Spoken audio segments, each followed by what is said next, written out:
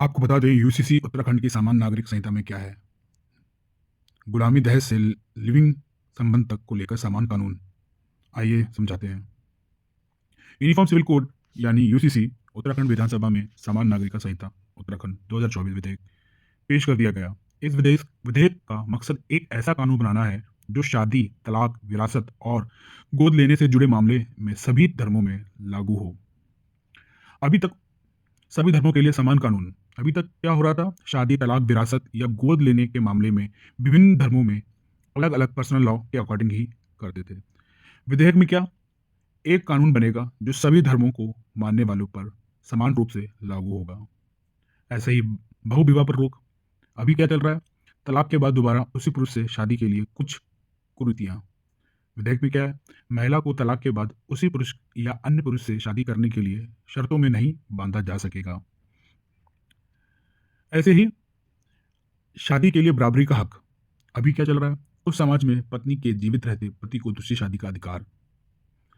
शादी के बाद धर्म परिवर्तन के मामलों में पीड़ित पक्ष के लिए अधिकार स्पष्ट नहीं है। विधेयक में क्या है, पति या पत्नी जीवित हो तो दूसरे शादी पर पूरी तरह प्रतिबंध।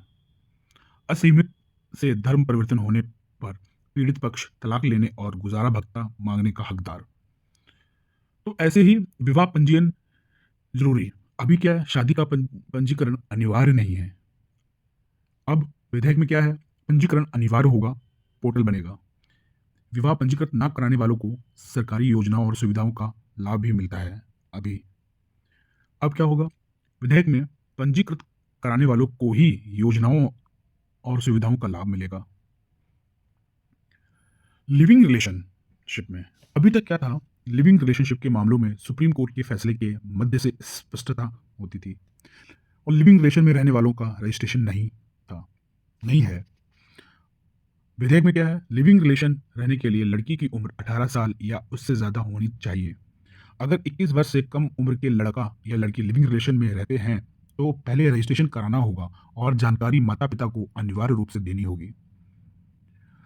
ऐसे ही कुछ चेंजेस उत्तराधिकारी से है। उत्तराधिकारी से जुड़ी विसंगतियां दूर होंगी।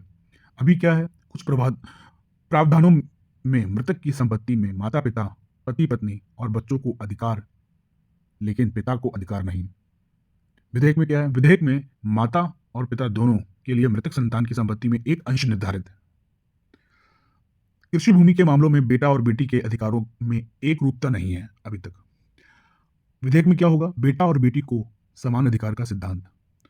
तो ऐसे ही संपत्ति में संतान का अधिकार में क्या है, अभी अभी नाजायज रिश्तों की वजह से जन्मी संतान माता पिता की संपत्ति से वंचित है और गर्भावस्था शिशु को माता या पिता की मृत्यु के बाद संपत्ति में अधिकार को लेकर स्पष्टता नहीं है। विधेयक में क्या है, ऐसे निर्दोष बच्चों को भी संपत्ति का अधिकार है। ग्रस्त शिशु को भी अन्य संतानों की तरह समान अधिकार है। तो ये सारी चीजें यूनिफॉर्म सिविल कोड में विधेयक में है जो मैंने आपको बताई है। और ऐसी जानकारी के लिए आप फॉलो करें। धन्यवाद।